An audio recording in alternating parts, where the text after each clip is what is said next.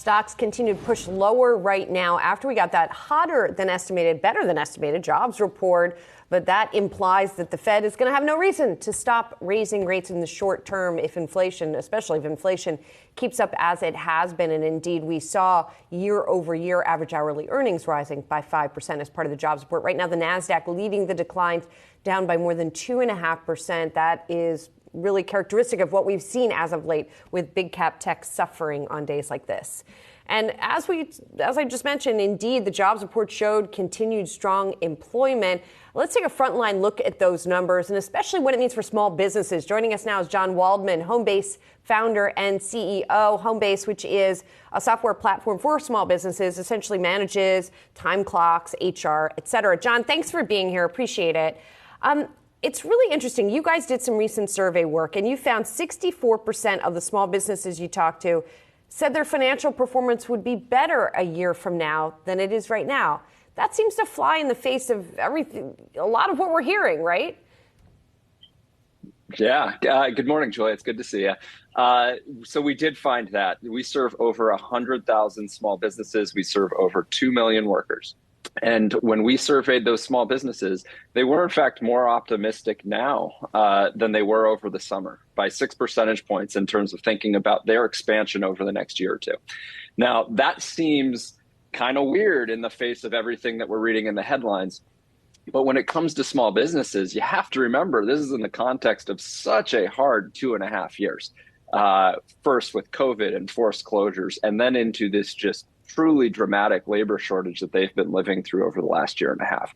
So it is actually great to see those signs of optimism from small businesses. What is the experience that you have with those small businesses in terms of how they are navigating this environment right now, especially as many of them are trying to best protect the business profitability while at the same time also trying to make sure that they are competitive with wooing the next generation of talent or just workers, employees for their businesses? Yeah, first, as much as we've been talking about the labor shortage over the last year, I don't think we can talk about it enough. This has truly been an incredibly difficult thing for small businesses to deal with. And we see that on both sides. You have small businesses that are really healthy that can't expand in the way that they used to. You know, when we look at our data from across over 100,000 businesses, small businesses are not expanding at the rate that they were in 2019. On the flip side, it's actually gotten so bad that we've seen small businesses close down because they can't hire. I was talking to one of our customers up in Seattle. Owns a restaurant that had been operating for 10 plus years, and she shut it down. Not because the demand wasn't there, not because of inflation, but because she could not hire people to work this business, and she was tired. She and the other owners were tired of filling all the extra shifts. So this is real. This is a real challenge to small businesses, and if we're going to solve this, it's going to take a lot of different things, including making these jobs more attractive. John, have you had to slow hiring at Homebase? Yeah, it's a great question. We, like a lot of tech companies, had to revisit some of our plans, hiring plans coming into this year. We haven't done a layoff or anything like that, but we certainly looked at next year and thought about our own. What can we do? How do we do more with less? We've seen our customers doing that for the last 2 years, and we were asking ourselves the same question. So yeah, we've slowed down our hiring plans. And John, what you just mentioned, that Seattle anecdote, is interesting to me because Seattle is one of the places that passed a higher minimum wage, right? So you would think that, among other things, higher wages would be getting those workers back in. Is it just not working like it used to? And if it's not, what are you hearing from your customers about why it's not? Yeah, well, we're hearing it from our customers, and we're also hearing it from workers. I mean, we're serving 2 million plus workers, and we're surveying them regularly. Listen, wages are always at the top of the list of things that hourly workers care about, but it's not the only thing that workers care about. And we're all staring at the same data on labor force participation and seeing that continue to tick down. And I think we all have to take a hard look at this on how are we making these jobs more attractive. Wage rate is part of that, and we have seen that go up with inflation. We have seen that go up in the the job posts that are going out and the new hires that people are making through Homebase. We have a hiring tool that allows people to post jobs so we can see all of that data. But what we also see in talking to workers is it's not the only thing they care about. They care about flexibility. They care about their opportunity for learning and development. They care about the connection to the business. And this is something that actually small businesses have a great advantage over larger businesses.